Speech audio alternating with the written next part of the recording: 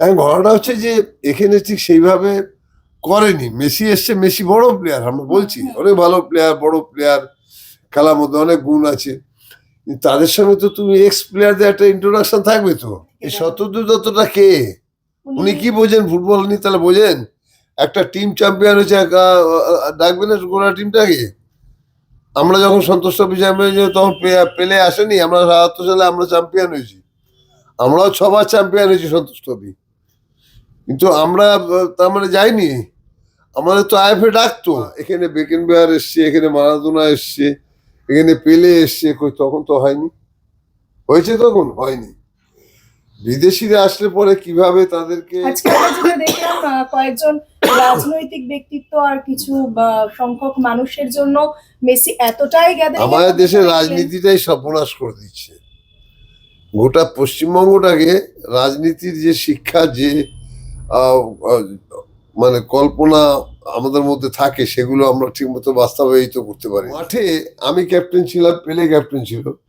গোটা মাঠে আমাদেরকে বলতো যে আগে আমরা প্লেয়াররা দাঁড়াতাম, তবে পেলে আসছে ভেতর দিয়ে।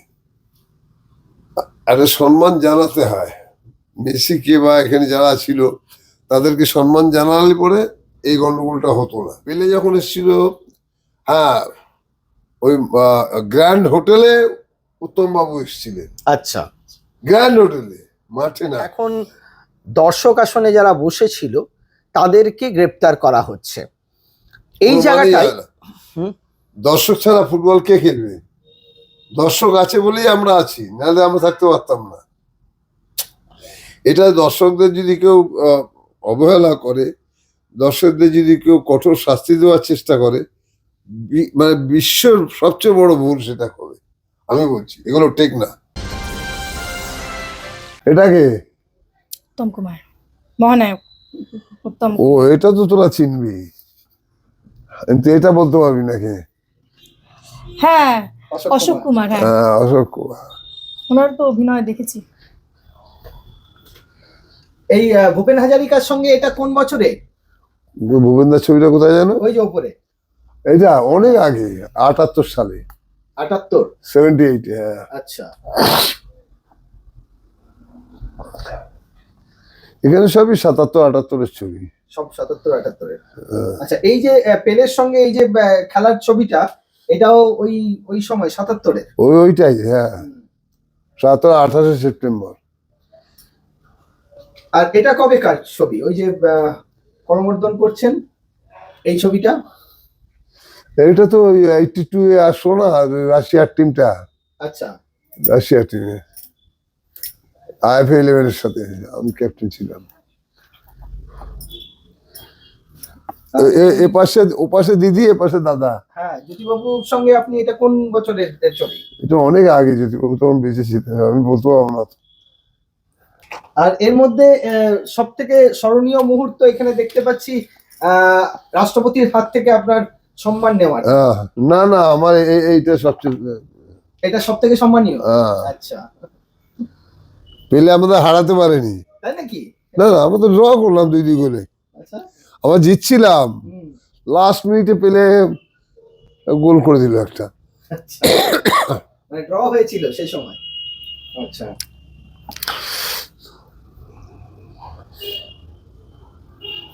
না, এটা আমার ৭৭-এর সেরা খেলোয়াড় সারা ভারতবর্ষে। আচ্ছা, জাতীয় পুরস্কার এটা। আচ্ছা, সেরা ফুটবলার দিয়েছিল এটা। আর এই ট্রফি, এই ট্রফিটা কোনটা? এখানে তো একটা ছবি রয়েছে এখানে। এটাও তো সেরা খেলোয়াড়, ডুরান না কোথায়। আচ্ছা, আপনার ট্রফির মাঝে আমরা একটা ছেত্রী 11 দেখছি। হ্যাঁ, এই যে ট্রফিটা, এটার সম্পর্কে যদি একটু কিছু বলেন। ছেত্রী এখানে এসেছিল, ও এখানে রেখে গেছে। আচ্ছা, ও তো এবারই জামাই তো। হ্যাঁ, সেটাই জানতে চাইছিলাম। এর মধ্যে সব থেকে স্মরণীয় কোনটা আপনার কাছে? আমার কাছে স্মরণীয়, সবচেয়ে বেশি স্মরণীয় যেটা, আমার মা আমাকে প্রথম যেদিন মাঠে পাঠিয়েছে সেদিন। সেই ছবি পাওয়া নেই এখানে, শ্যামনগর বাড়িতে আছে। নমস্কার, আমরা এই মুহূর্তে রয়েছি সুব্রত ভট্টাচার্যের বাড়িতে। আপনারা চিনতেই পারছেন, সেই প্রবীণ ফুটবল প্লেয়ার, একজন আমাদের বাঙালির আইকন, যে মানুষটা সেই মানুষটাকে আমরা পেয়েছি আজকে আমাদের ক্যামেরার সামনে। এই যে গত 13ই ডিসেম্বর যে ঘটনাটা ঘটে গেল আমাদের এই যুব ভারতী ক্রীড়াঙ্গনে, সল্টলেক স্টেডিয়ামে, সেই বিষয়ে কিছু প্রশ্ন তো অবশ্যই থাকবে ওনার মতো একজন ব্যক্তির কাছে। তার সঙ্গে আরো বেশ কিছু প্রশ্ন থাকবে এই মুহূর্তের আমাদের ফুটবল জগতের কি অবস্থা, বিশেষত বাংলার কি অবস্থা, সেগুলো নিয়েও আমরা প্রশ্ন করব। নমস্কার দাদা। আচ্ছা সুব্রত দা, গত 13ই ডিসেম্বর যে ঘটনাটা ঘটে গেল আমাদের এই শহর তথা বাংলায়, আপনি কিভাবে দেখছেন? বড় প্লেয়ার তো আসবে, বড় লোক যারা নামি লোক তারা আসবে, খেলা দেখবে, এটা তো গর্বের। কিন্তু তা তো করতে পারেনি, কারণ এত হ্যাপাজার্ড করে ফেলেছে, যেটা খুবই খারাপ লেগেছে। আর তাতে কি হচ্ছে, বিদেশি খেলোয়াড়রাও খুব অসন্তুষ্ট হয়ে যাচ্ছে, কারণ তাদেরকে সেই মতো সম্বোধিত করা হচ্ছে না। যখন পেলে এসেছিল তখন গোটা মাঠে, আমি ক্যাপ্টেন ছিলাম, পেলে ক্যাপ্টেন ছিল, গোটা মাঠে আমাদেরকে বলতো যে আগে আমরা প্লেয়াররা দাঁড়াতাম, তবে পেলে আসছে ভেতর দিয়ে। একটা সম্মান জানাতে হয় মেসিকে, বা এখানে যারা ছিল তাদেরকে সম্মান জানালে পরে এই গন্ডগোলটা হতো না। যাই হোক, এটা আমাদের কাছে খুব খারাপ লেগেছে যে ফুটবল খেলাতে একটা বিখ্যাত লোক আসার পরে তাকে নিয়ে নানান রকম কথা হচ্ছে, সেও নানান রকম কথা বলছে, যেগুলো ফুটবলের পক্ষে খুবই খারাপ। মাঠের মধ্যে আমরা প্রাক্তন ফুটবলার বা যারা এখন খেলছে তাদেরকেও সেভাবে আমরা দেখলাম না, যেভাবে দেখলাম আমরা। এটা খুবই খারাপ করেছে। কিন্তু যখন পেলে এসেছিল তখন কিন্তু ধীরেন্দ্র চুনি গোস্বামীকে, পিকে ব্যানার্জিকে, সবাইকে মাঠে রেখেছিল।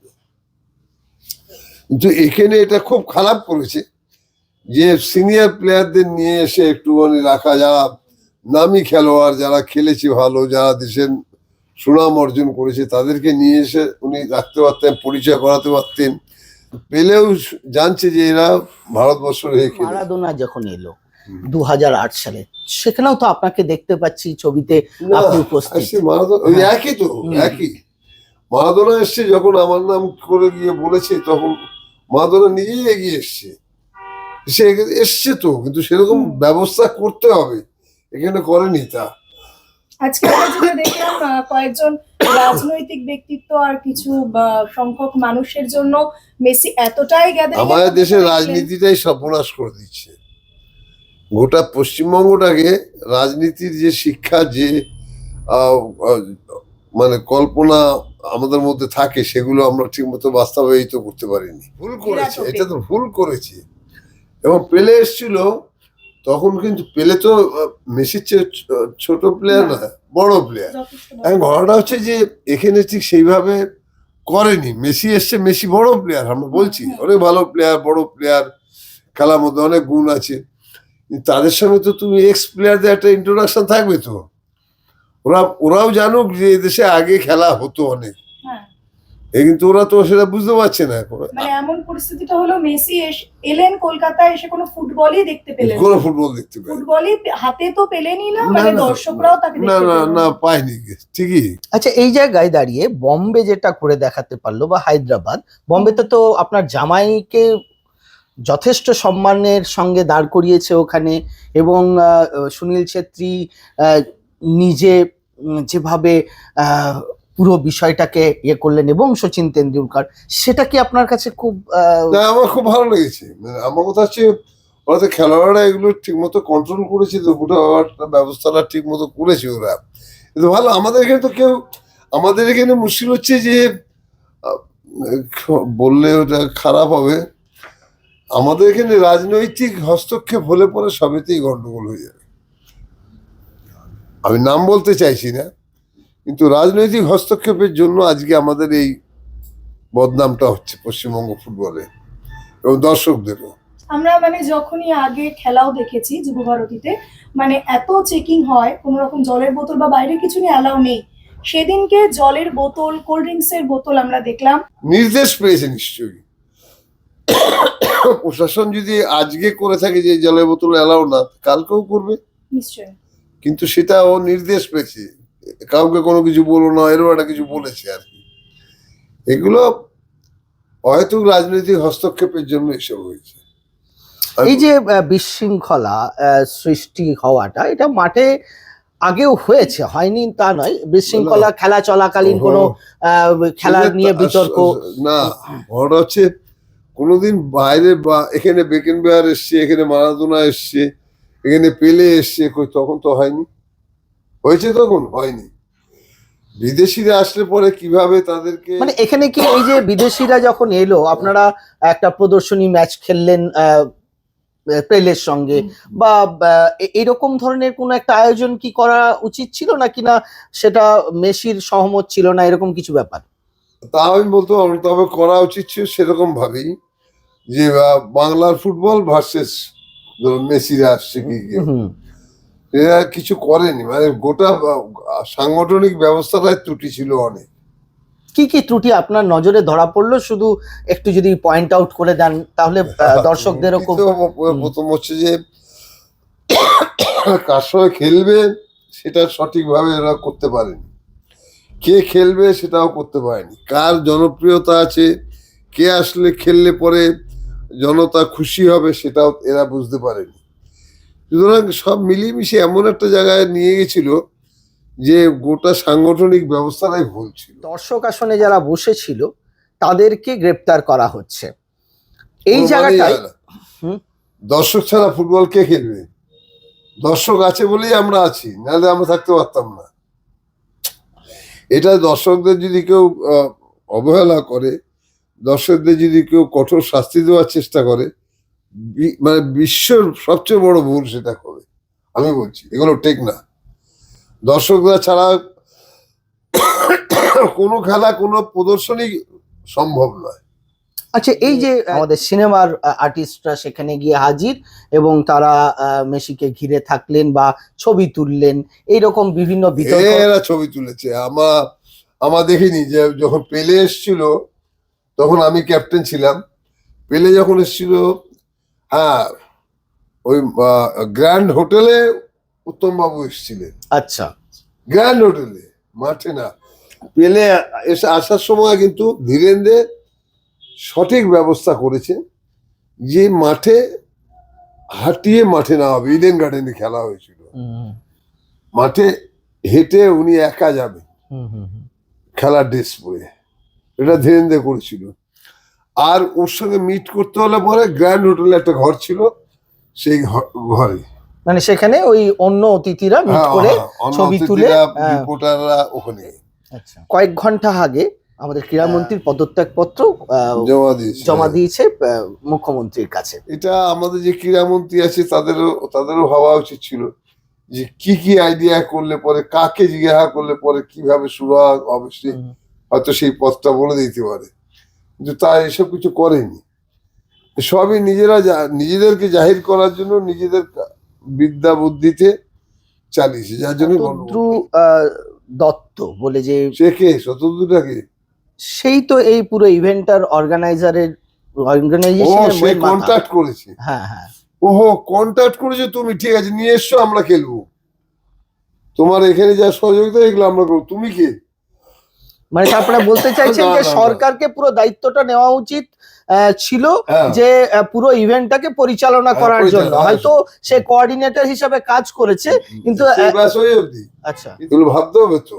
এখন আমরা দেখলাম যে শতদ্রু দত্তকে গ্রেপ্তার করা হলো, ওনাকে আবার সঞ্জয় রায়ের মতো ওরকম একটা ধারণা তৈরি করা হলো না তো মানুষের মধ্যে। ওকে গ্রেপ্তার কেন করেছে? গ্রেপ্তার কেন করেছে? এই মিসম্যানেজমেন্টের জন্য। মিসম্যানেজমেন্টের জন্য না, এটা ভুল সিদ্ধান্ত। আমার মনে হয় উনি তো একটা খেলা করেছেন, সেটা ভুল হতে পারে, তাতে তার জেল হতে পারে না, শাস্তি হতে পারে না। এগুলো আমি মনে করি ওনাকে গ্রেপ্তার না করাই উচিত। শনিবার স্টেডিয়ামে আমাদের বাংলা সন্তোষ ট্রফি জয়ী প্লেয়ারদের আসার কথা ছিল, কিন্তু শতদ্রু দত্ত বলেছিলেন যে কয়েকজনকে আনতে, মানে 2-4 জনকে। আইএফএ বলেছিল টিম গেম ফুটবল, তো গোটা টিম যাবে যদি যায়। কিন্তু শতদ্রু দত্ত আর কোনো রিপ্লাই করেনি। তো আমরা কোনো প্লেয়ারকে তো পেলামই না, তাদের মেসিকে কাছ থেকে দেখা সেই স্বপ্নটা অধরাই থেকে। শতদ্রু দত্তটা কে? উনি কি বোঝেন ফুটবল নিয়ে? তাহলে বোঝেন একটা টিম চ্যাম্পিয়ন হয়েছে, ডাকবে না গোটা টিমটাকে? আমরা যখন সন্তোষ ট্রফি চ্যাম্পিয়ন হয়েছি তখন পেলে আসেনি? আমরা ৭৭ সালে আমরা চ্যাম্পিয়ন হয়েছি, আমরাও 6 বার চ্যাম্পিয়ন হয়েছি সন্তোষ ট্রফি, কিন্তু আমরা তার মানে যাইনি।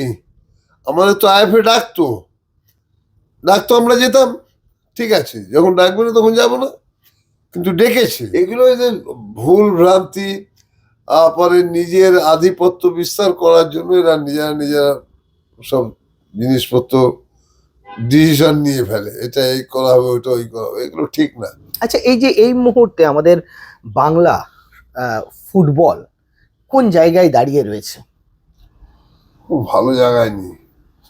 কারণ হচ্ছে কি, কম্পিটিশন লেভেলটা যে জায়গাটায় ছিল না, যে মোহনবাগান, ইস্টবেঙ্গল মোহনবাগান অন্যান্য টিমের সাথে, সেই কম্পিটিটিভ অ্যাটিটিউডটা আস্তে আস্তে চলে গেছে।